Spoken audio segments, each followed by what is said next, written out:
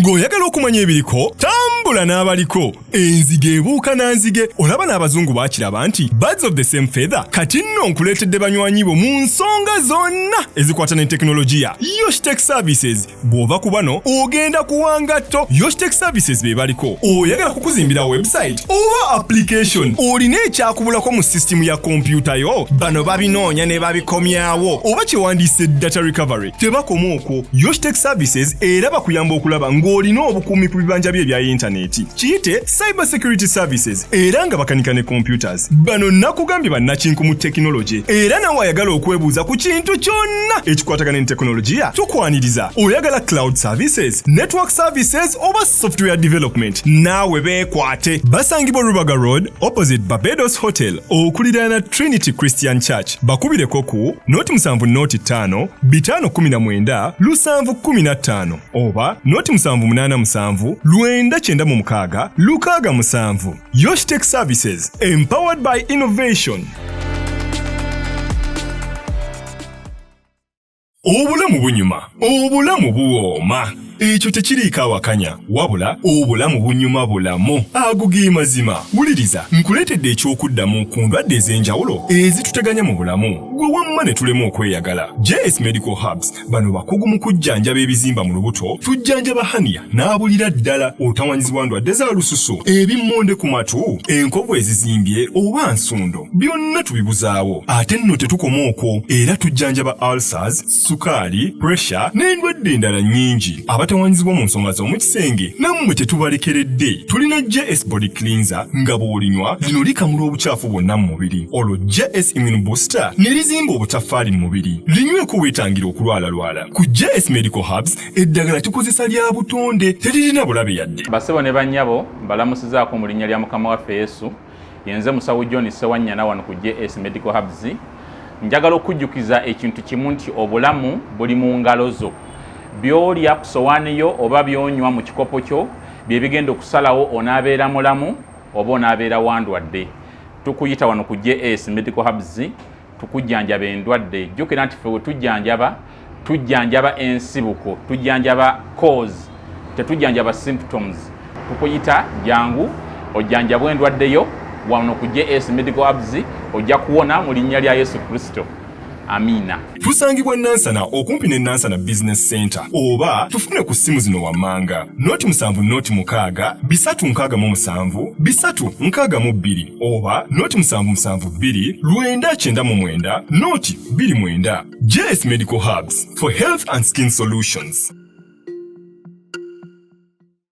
Okay, mwenna abeekumira ku mukutu guno gwa Unique Media mwebale nnyo tubabuuzaako ne tubeebaza okubeera nga mugoberera omukutu guno n'okubeera nga mwagala nnyo Katonda. Samikege emannya gange era ne leero Jeremiah yatukutte. Jeremiah yatukutte. Omutalaba focus, bwemulaba nga tebiri balanced, Jeremiah mumuweemu benefit of doubt kuba akyali muyiga ku bya kamera. Kale JS munoonyeeko mukalangako nga womuwulidde akuyambeko mu bintu by'eddagala okujjanjaba obeere nga atoddawo. Then Yoshtech naye munoonyeeko mu namba zeezo ku bintu ebikwatagana ne computer, ebintu ebikwatagana ne social media, ebintu ebikwatagana ne simanyi oyagala app, simanyi oyagala kubaako kye bakolera, oyagala website for your business, byonna ojja kubeera nga ate oyambibwa. Then Josam kino nkiddamu, waliwo omwana eyampereza message eggulo mbadde ngamba funa naye kino nkyogera, tewaba mwana yenna addamu kumpeereza message ng'akaaba nti baamubbye mu bintu by'ettaka. Tewa muntu yenna addamu kunkubira ssimu nti muyambeko. Bennyambyeko bamala. Nzija wano n'ennanga temujja gye mbagamba kugula ttaka. Ate bwe bamala obbabba nga mulyoka mujja mbw ate mbayambe. Temudda. Omanyi bakubbye ettaka todda. Josam munoonyeeko ajja kubeera nga ate akuyambako bintu by'ettaka, ayagala okugula ettaka okoze akasenteko ove mu kaaba. Kasente kabatawaanya nga muli yonna gye muli. Ate n'ogula ettaka ogawulira ate ettaka wagula mpewo, so ebyo byonna ebyo ng'abadde bankubira bannaye mujje wa Josam ajja kubeera nga ate akolako bulungi. oyagala ddene oyagala ttono oyagala mu kibuga oyagala nnyumba wedde byonna oyagala kyapa oba obusobozi olina bwandagaano byonna ajja kubeera nga ataakuyambako. By the way Josam tukola naye nkola naye nze ng'omuntu so kyenjogerako nkitegeerera nnyo kitegeerera ddala. Rolsa ye wa keeki oba olinayo omukolo gonna genda kwera keeki simanya ne cupcakes simanyi bye babiyita n'ebirala ebigwa mu kkowe eryo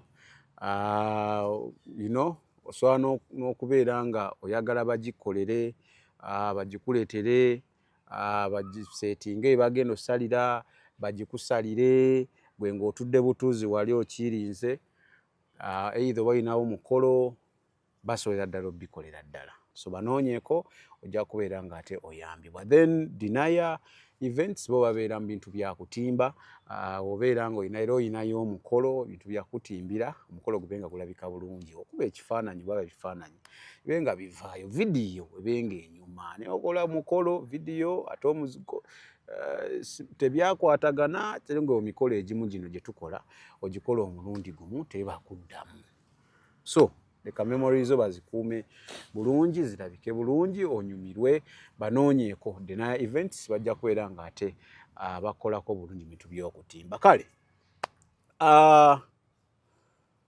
nkomyewo n'omwami Israel n'emboozi ye we twasemba okubeera naye yatunyumiza emboozi ye baali bagenda mu saddaaka yali agenda kukola nga saddaaka ate okusobola okugaggawaza omukyala eyalinga boosi we era yamuwa ssente nnyingi eyamukolesanga yamuteekangamu ssente ze nnyingi naye gye byaggwera nga ayagala mu saddaaka. Tukomyewo twongereyo twakoma wemba seerabidde nga girlfriend we agenze Masaka basomye yatugamba waliyo gye basomeseze Masaka gye basomeseza obulogo akomyewo amugambye byamugamba so twakoma so tugenda oba ntutandika olunaku lwaliro naye sooka obambuulizeeko obabuulire ebitiibwa byo byonna tube nga tugenda mu maaso babuulire maye abantu ababeereyo ne bazalawa ranka babuulire otegete oli musajja wa bulijjo. Erinnya lya Mukama lyebazibwe. Nze ndi musajja eyali omugonzi w'eŋŋuunyi ate nga ndi mukubi wa tteke so nafuna nnyo obwesigwa mu bagagga abayagalanga nnyo security oba bayite ba bodyguard bakuume kuba kye nali nkola nali nkimanyi naye Mukama we yakomya bakiyita batya ku ntaana simanyi Mukama yambakira mu bbanga naye nali ŋŋenze mu kunoonya ebyenfuna wakoma ku muggo gwa ntaana nakoma ku muggo gwa ntaana to omuganda yoyo ennyo yes so Mukama yansaasira bangi baganda bange bayizawo bangi baafa abamu baafa abalala baafuna za accident abalala bali mu makomera era singa saalokoka singa ndi mufu oba singa ndi mukomera kuba ttiimu yange abamu bali mu makomera abalala baafa yes so obubaka bwange nsaba bukyuswa abavubuka mwenna abali eyo ng'obulamu obulaba nti buli kimu kiri ku tebo oba byoyagala biri ku mmeeza ebintu tebikumenya oyagala byamangu wandifa nga tonabifuna oba wandinyumirwamu omwaka gumu kuba nze oyo omukyala bayiza we twanyumyanga naye naga kyagala wangaala nase mutamye naye ng'alinamu ku ttooka ate si buli kimu akirina naye ng'agamba ayagala afe mangu kyokka osanga omunaku ng'ayagala ensi omugamba kukufa so njagala tuddeyo wali we twakomanga girlfriend wazze akugambye byagamba era agambye twagala tuve mu single room tupangise room eyokumeka eyokubiri kubanga room endala emu musulemu endala ayagala kukoleramu bintu then ekirala ng'otugambye ng'akubbidde nako ti bossi wo naye gyali tutandikira awo kati nga tetunatuuka wano okudda kwa girlfriend wange wano ng'agenze akyali mutendekere Masaka gye yagenda gye babatendekera ebintu byabwe ebyo ebyekirogo nagamba nti yagenda okudda nga ndokose kati wano emabega nga sinalokoka olwo bossi wange tusobaganye embeera tetukyakwatagana simanyi kiki kye yankyayira naye ye yaŋŋambanga naŋŋamba oli muntu mulungi okola bulungi naye n'akomaawo yakomanga bukomyawo so kati ne sitamanya kiki era omutima gwannumanga nnyo naye nga manager simubbanga ampa ssente z'ensawo embeera nayo yali yaneesiga nga yankwasa dda n'ekiraamo kye ekiraamu nga gwakirina nze nkirina ng'era n'omusika nze ng'amumanyi awo mwali mukwata nga ndi w'amazima ddala gy'ali nga nze ngambye bwe mba nkolera omuntu nfuba nnyo okulabika nti nkola n'omutima gwange gumu era n'amazima gonna yatuuka ekiseera nga bw'aba aleese ssente ze atya okusula nazo ewaka ewaabwe muga yali abeera mu nnyumba yemu ne muganda we naye nga tebakwatagana so kati nze nasulanga ne ssente ensawo ya ssente igwe nze mwennyini ng'erimu eza Uganda neza dola kuba ssente ze zagiranga mu dola nga n'ekiraamo kye ekiraga ebintu bye n'omusika nga yabimpa nze mbitereka yali akwesigira ddala kati simanyi kye yali aŋŋambako obuzibu bwe nayina kye yali taŋŋamba kuba yaŋŋamba nga oli muntu mulungi oli w'amazima naye n'akomaawo so wakeera ku makyango nga yeekyanze emikolo gye yategeka mu kyalo gye yali ategekanga buli mwaka twali twakagivaamu nga bali bagaga banne bamutebuse tebamukoledde kye yali ayagala ng'ate era wali omuwadde ku magezi nomugamba maama bye tukola si birungi nemugamba era nali namugamba dda nemugamba naye nga nze okusinziira nze nfumiitiriza nnyo ku kintu kyendaba naddala bwe ndaba nga tekirimu mazima nenfumiitiriza biki ebigenda okubaawo mu maaso nalabanga mu butuufu bano abasajja tebajja muwa ssente ku byebyo byakoze ku ebintu byajjanga ng'akola jjukira yabeeranga atamidde naye nze nabeeranga kusolidde ebiseera ebisinga oli ku mulamwa so nga ate amagezi ge tumuwa era nze kyova nakugamba wakuyita kulingiriza abagagga si kulingiriza abagagga kati kankuwa ekyokulabirako olina abantu b'okolegana nabo banno bayinza okuba nga bakulukira olukwe omwana najja n'akutebulako naye nga naye ali mu bbo enagamba abaana no baagala kugira bati n'abaana bano waliwo ekitali kituufu naye lwakuba nti gwe tebikulya noga taagala mmanya kati gye bujja ne kikukosa ekituufu so kati omugaga namugamba nti naye kusinziira ku byendaba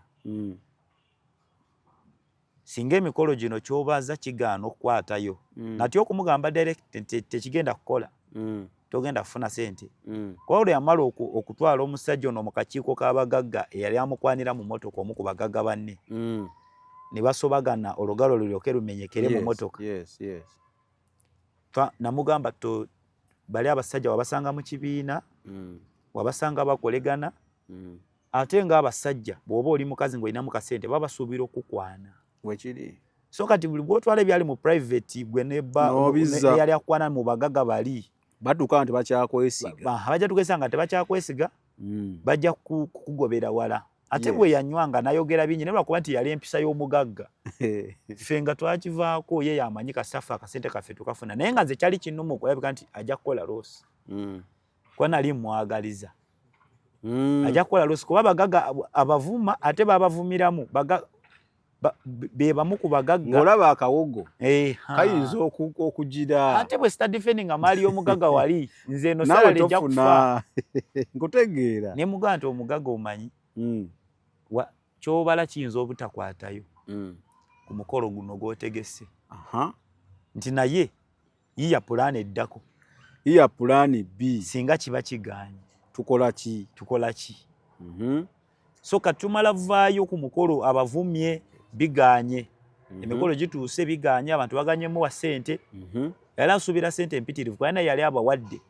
Kwa wagenda waŋŋamba nti kye baakolanga zoba wateekamu ne bano bagezaako okuzikuddiza. Omukolo ono bwe yategeka buli wiiki baawanga memba. So bw'obanga ono yategeka n'oleeta n'oganze anze ejja kuwa milioni 10. Naawe ku mukolo gwa kuddize 10. Zoba osuubira. Naye nga bw'oba tozifunye yazireetanga. Naye mu bwesigwa kugamba nti baali bantu bakulu. Era ekyo ekibiina gye kiri era Akaayi. Kikyaliyo. Kije kiri. Babayitanga bagagga kwagala naye beera Akaayi abasinga mu bamanyi abasajja abo. Mikolo tegiggwayo. Kwa buli wiiki waba n'omukolo. Era ffe buli wiiki twagendanga e Masaka. Ne mulya ssente. Kulya ssente. Buli wiiki twabeeranga Masaka. Naye mwanyumirwa obulamu. Natuuka ekiseera ne ŋŋamba buno bwe bulamu. Naye obutamanya amazima. Noga kati anzija wano abatanjagaliza. Omuntu era ebiseera ebisinga omuntu waanaafiira. Bw'olengeranga embeera eringa ekugondedde ennyo. Sokoddemu emabega weekube mu ttooki. Bw'olaba nga obulamu buteredde nnyo. Bunyumye nnyo. Sokoddemu emabega.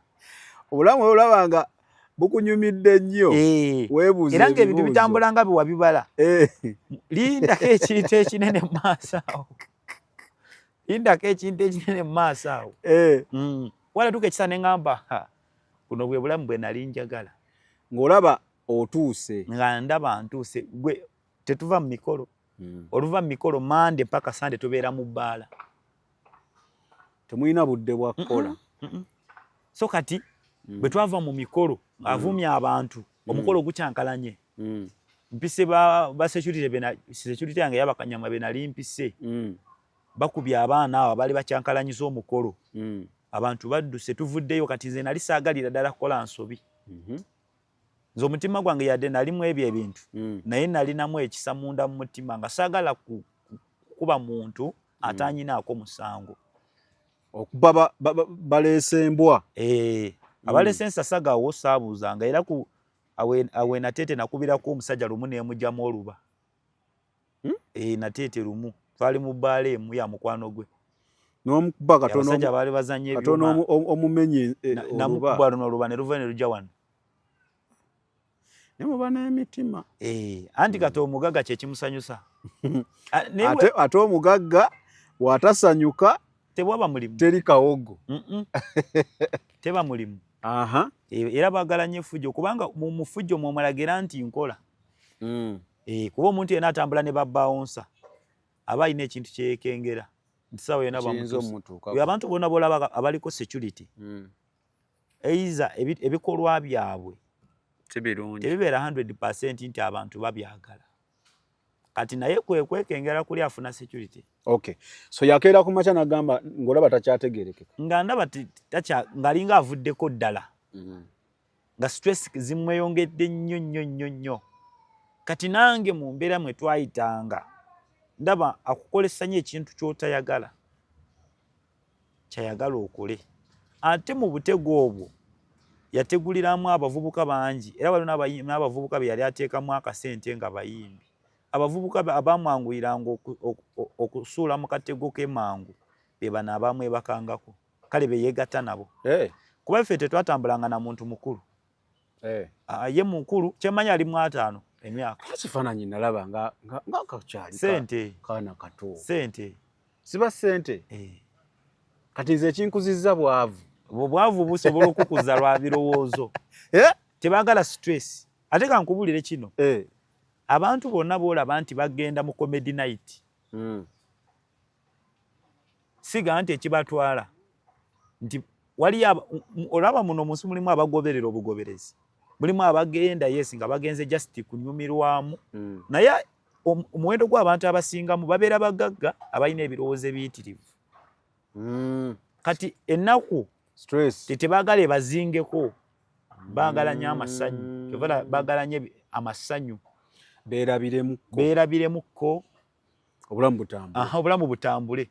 so kivuga nti abamu bagendeyo mu comedy stores bagala nnyo ebyonoonese asekeesekemu basekeesekemu beerabire ku bizibu era bw'oba omuwa stress tobeera naye so kati yabeeranga nnyo n'abato nga babuvuka befeka bategeerera baagala nnyo abantu bategeerera n'ekirala kyenjagala omuntu ali eyo kyenjagala ayige nnyo oba omuzadde bw'oba mumanyi nti ekigendererwa kyo si kya sitaani kuba kino nkikubuulira ku bantu abaweereza sitaani akakodyo kaabwe baagala nnyo okuyamba abaana abato abaweereza sitaani kanti kuba gwe mugigi kati abantu abasinga ngenda kukiteekamu omuntu omu naye sandyagadde mmuteekamu kati naye kino ekintu njagala kibeere straightforward eno message saagireese nazze ng'amaliridde okubalabula ku bantu be nalabako n'ebikolwa byabwe njagala kuwa ekyokulabirako ku maama Fiina ayamba nnyo bagamba ayamba nnyo abantu era bwe yavaayo bayambye bangi naye weebuuze yafunirawa alina omutima omulungi just mukama yamutonda mukama yamuwa kati akuyamba nakugamba nti gwe waŋŋamba wano nteri alumirirwa nga talina ki teri alumirirwa nga talina kigere omanyi baagenti ba sitaani engeri gye bafunamu mu kubeera n'abaana naye bamafiina n'abakulu abayamba anti n'abayamba naye omanyi ekigendererwa woyiza okuba tokimanyi kiŋŋambe gwe bw'ogenda mu famire z'abantu abaweereza sitaani baagala nnyo okuyamba abaana baagala nnyo kale basanze omuzadde nga abaana bamulemeredde ne bamuyamba kakuwa ekyokulabirako osobola okuba n'abaana ng'embeera si nnungi ono akusanze otunda mudaala wali eri naye okutereeza embeera y'omwana si kumujja ku muzadde gw'ogenda omulabirire gwetereeza omuzadde we yajja kutereeza abaana naye bano abantu baagala nnyo okwesiba nnyo ku baana kati mu baana abo bangwirwa nnyo okubalaga nti be babafaako ennyo era be balabirira ennyo omwana akula ayagala nnyo oli okusinga gwe omuzadde we nekyanguyira ono okutunda omwoyo gw'omwana atwale ajjemu omukisa gwe kuba omwana aba awuliriza ye yes kale mu kuyamba ekibasinga nnyo okufuna mu kuyamba kutapinga mikisa gy'abaana abo era baagala nnyo okuyamba naddala abaana okutapinga emikisa gy'abaana kati gwe omuntu ampuliriza gwali eyo ng'olaba omuntu afa nnyo ku mwana wo weebereremu afunirawa obulamu bunyuma obulamu buwooma ekyo tekiriiko awakanya wabula obulamu bunyuma bulamu agugi mazima wuliriza nkuleetedde ekyokuddamu ku ndwadde ez'enjawulo ezituteganya mu bulamu gwe wamma ne tulema okweyagala JS Medical Hubs bano bakugu mu kujjanjaba ebizimba mu lubuto tujjanjaba haniya n'abulira ddala otawanyizibwa ndwadde za lususu ebimmonde ku matu enkovu ezizimbye oba nsundo byonna tubibuzaawo ate nno tetukoma okwo era tujjanjaba ulcers sukaali pressure n'endwadde endala nnyingi abatawanyizibwa mu nsonga z'omukisenge nammwe tetubalekeredde tulina JS body cleanser nga bw'olinywa lino likamula obucaafu bwonna mu mubiri olwo JS immune booster ne lizimba obutaffaali mu mubiri linyweko weetangira okulwalalwala ku JS Medical Hubs eddagala tukozesa lya butonde teririna bulabe yadde basebo ne bannyabo mbalamusizaako mu linnya lya mukama waffe Yesu yenze musawo John Sewanyana wano ku JS Medical Hubs njagala okujjukiza ekintu kimu nti obulamu buli mu ngalo zo by'olya ku sowaani yo oba by'onywa mu kikopo kyo bye bigenda okusalawo onaabeera mulamu oba onaabeera wandwadde tukuyita wano ku JS Medical Hubs tukujjanjaba endwadde jjukira nti ffe we tujjanjaba ensibuko tujjanjaba cause tetujjanjaba symptoms tukuyita jangu ojjanjabwa endwadde yo wano ku JS Medical Hubs ojja kuwona mu linnya lya Yesu Kristo. Amina. Tusangibwa Nansana okumpi ne Nansana Business Center oba tufune ku simu zino wammanga noti 7 noti 6 367 362 oba noti 772 999 noti 29. JS Medical Hubs for health and skin solutions. Ng'oyagala okumanya ebiriko tambula n'abaliko enzige ebuuka na nzige olaba n'abazungu baakiraba nti birds of the same feather kati nno nkuleetedde banywanyi bo mu nsonga zonna ezikwata ne tekinologiya. Yoshtech Services bw'ova ku bano ogenda kuwanga tto. Yoshtech Services be baliko oyagala kukuzimbira website oba application olina ekyakubulako mu system ya kompyuta yo bano babinoonya ne babikomyawo oba kyewandiise data recovery tebakoma okwo. Yoshtech Services era bakuyamba okulaba ng'olina obukuumi ku bibanja bye ebya intaneti kiyite cyber security services era nga bakanika ne computers. Bano nakugambye bannakinku mu tekinologi era nawe ayagala okwebuuza ku kintu kyonna ekikwatagana ne tekinologiya tukwaniriza. Oyagala cloud services, network services oba software development naawe beekwate. Basangibwa Rubaga Road opposite Barbados Hotel okuliraana Trinity Christian Church. Bakubireko ku noti 7 noti 5 519 715 oba noti 787 996 667. Yoshtech Services, empowered by innovation. Kati bana abantu baagala nnyo okutagetinga abaana kubanga obulamu bw'omwana bwe bukoma okuba obuwanvu n'emikisa gy'omwana okuba emingi. Kati tebaagala nnyo okwesiba ku bantu abakulu. Ffe tulina ebizibu byaffe. Naye omwana omuto mugigi muto baagala nnyo okutapinga emikisa gy'abo abaana. Era ne bwogenda mu maka g'abo abantu babayo n'abaana abangi baga nti babalabirira. Tebabalabirira nti bo bafunamu nti bizinesi tewali abawa wabula bo bafunamu guli omukisa kutapinga mwoyo omwana omukisa gwe. So kyova nti baagala nnyo okutambula era n'abayimbi abasinga obalaba zino ze bayita eggaali mwe muva saddaaka mu ggaali mwemanyi baba bakyaliiba. Omulabe w'omuntu abawa mu nnyumba bw'otaba wa mu nnyumba takufuna kati alina okufuula wa mu nnyumba akwatira omwo akufune.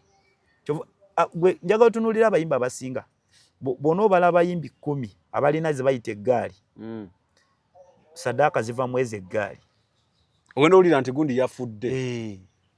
Yafudde ati twale tuve eno tebanoonyereza nagenda wala naye nga circumstances ezaviddeko omuntu okufa tezitegeerekeka.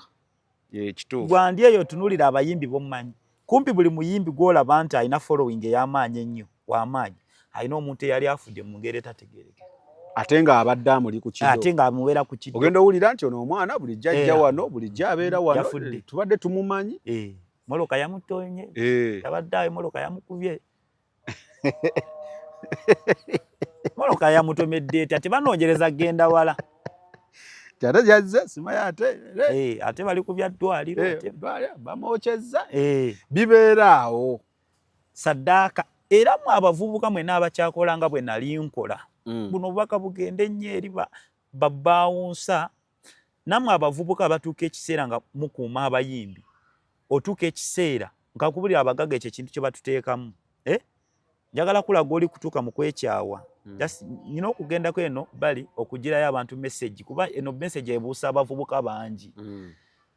Bano abantu atuuka ekiseera n'akwagala nnyo n'akulaga nti osinga n'abaana be nga kyenkugambye yatuuka ekiseera n'anteresa n'ebiraamo bye kyokka nga alina abaana yakugenda diipu n'ogamba ono wange n'otuuka ekiseera n'ogamba nti ono otuuka ekiseera bw'oba oli baawunsa oba bano abavubuka bayita eggaali abamuli kumpi n'ogamba nti ne bw'abanga kiri kimuttanze kisooke kuttanze kweganga omuyirawo nnyo omubiri katawo abasinga bo bagwira mu katego nga bwe nabagamba nti atuuka ekiseera n'akuteeka mu levo nti ng'omuyimbi omu gwe baakwata wano mu ggwanga era waliwo ebintu byebamukwata naye ng'olaba abavubuka bagamba nti ye ttiimu ye bagamba nti tujja kutta omuntu oyo waffe ate omuntu oyo tasobola kuwa yadde ssente ng'ogenda oweekulaakulanye.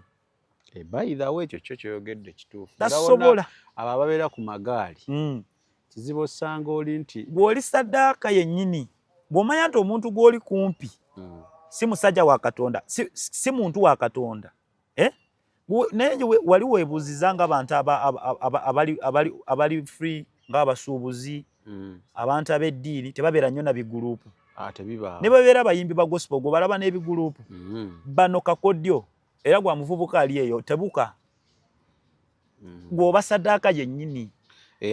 ate watugamba nti katoyinza okwogera saddaaka ne beerabira kye watugamba. Watugamba saddaaka simanya mbu gundi afudde eso okutta kubaawo era nga wabagambye otuuka ku gaalinga abayimbi abanene abo era olaba gundi yafu ebintu ebitategeerekeka. Naye yatugamba Isirairi yatugamba nti abamu tofa omukisa gwe batwala n'ozunga paka. Abamu tofa. So saddaaka mmwe temutunuulira nti oli afudde. Nguke baliba okufa bali bakola bibera bintu bibiri.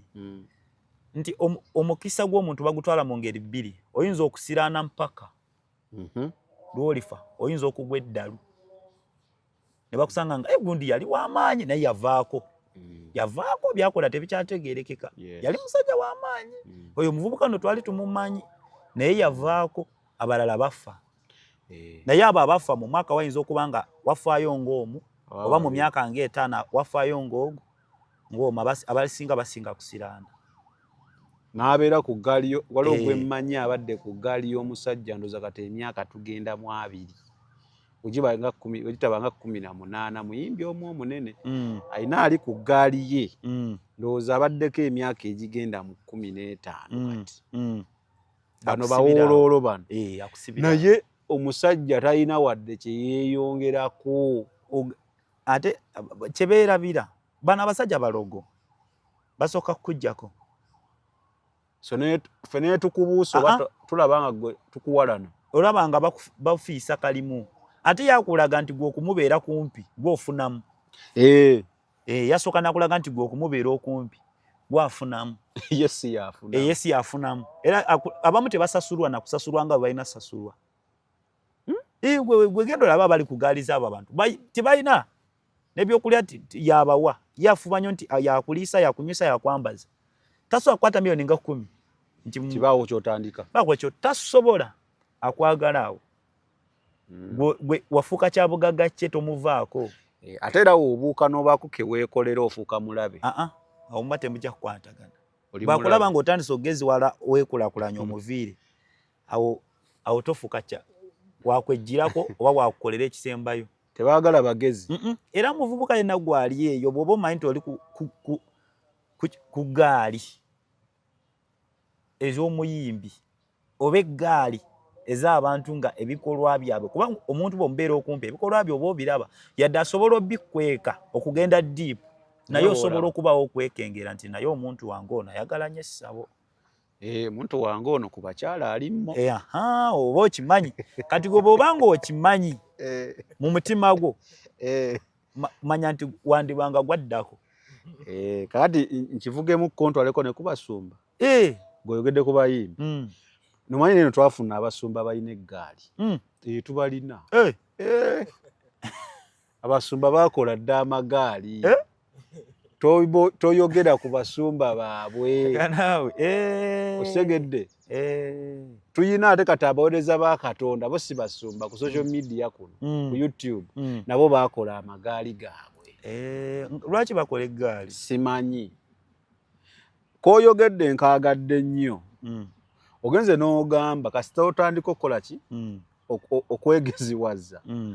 Mb'otandise okwebuuza ebibuuzo ng'oba ofuuse mulabe.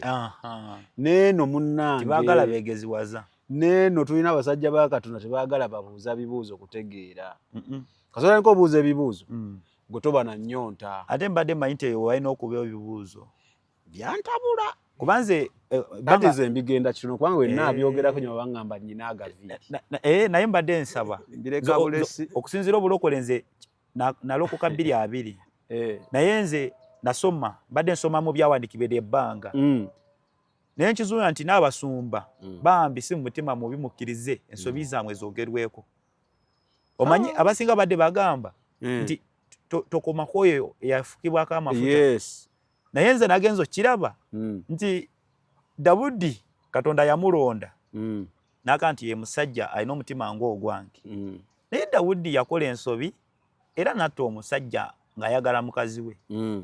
Naye ate Dawudi olowooza ensobi ye ani yagiwandiika mu Bayibuli? Kye yakola ekyo si Katonda yennyini. kati olowooza lwaki kiyakola yali musajja wa Katonda yali yafukibwako amafuta lwaki ensobi ye yawandiikibwa kyali kigendererwa ki kuba balina okutulaga ebirungi kubanga yafukibwako amafuta yali talina kukomezebwako munne tebaagala kugambwako aye n'ekirala kano yagamba tukomanko yafukiddwako amaki amafuta kati yes buli osobola ofukibwako amafuta naye nga siga Katonda ati ono kyagamba nti tokomako yafukibwako amafuta agamba toyogera ku nsobi y'omusajja wa Katonda Luuti bwe yava mu nsi ya Sodomu ne Gomora abawalabi bamunywisa omwenge okakana nga yegasse nabo n'abakozesa n'abajjamu embuto akyani yakiwandiika bwe kiba nti yafukibwako amafuta atakomezebwako era tekuba koma kuyafukako amafuta okukiwandiika nze mbuuza ogalese ekyabasumba b'eggaali bajja kugiddamu nze ndaba nga ensobi nga kyengezaako okujjayo nti amazima gali nti waliwo bemmanya abadde n'abasajja ba Katonda oba abasumba myaka emika ng'omusumba yagenda mu maaso naye ng'ono alinga waali emyaka gyonna akakakodyo bande banga bakakopa ku b'ensi bakakozesa okusinziira ku kye nalaba neera katubuuse wano ku media tuba tubuusa abantu abantu abamu kubabuusa njagala omuntu yenna ali yakimanye nti okugoberera omuntu alina ekirooto kye tosobola kufuuka kirooto kye sagala nandikoleseza erinnya okugoberera ka miliyoni kamukozesi okujja obulungi ekifaananyi olwaleero najjawo nakufuula mukwano gwe nga gwe namba emu era ne bwafuna obuzibu bwo gwakubira essimu tolifuuka ka miliyoni sifuuka ye okujjako gwe okwetebula n'onoonya ekirooto kyo gw'olisanga nga mu kkubo ly'ebirooto byo oyo naawe naakuyambako okutuukiriza ebirooto byo mu ngeri ya teri alumirirwa nga talina kigendererwa beera ku musumba naye ng'omanyi nti ekirooto kyo kiri okwo naye bw'oba omanyi nti owerekera ojja weereza weeza wamma kuba anti katugeze oyinza okuba nga oli muwagizi w'omu ku baana byabufuzi ne bw'omuwagira ennyo n'osinga ne bafamire ye bammemba ba famire ye tolifuuka oyo kyali olisigala ng'oli muwagizi naawe olina byewatondebwa ebibyo olina byewatondebwa ebibyo kati wagira naye nga ogoba ku bibyo okay so onansonyiwa okujjako ku mulamwa naye nga neeno ewaffe gyebiri bingi nze nsaba bakkirize baboogereko tebaagala ddala boogerako ekanisa singa eraga birungi byokka teyandibadde kanisa nze bwendo kubeena ensi bye tuddukayo balwana n'amazima naye nga bakola bubi ate nze ndowooza nno mukwano gwe yo yagambako ekikyamu n'otereezaamu kale tuddeyo wali wadde okyatuluma mbadde mbuulira abavubuka eggaali ekintu kye bayita eggaali oba okubeera ku gaadi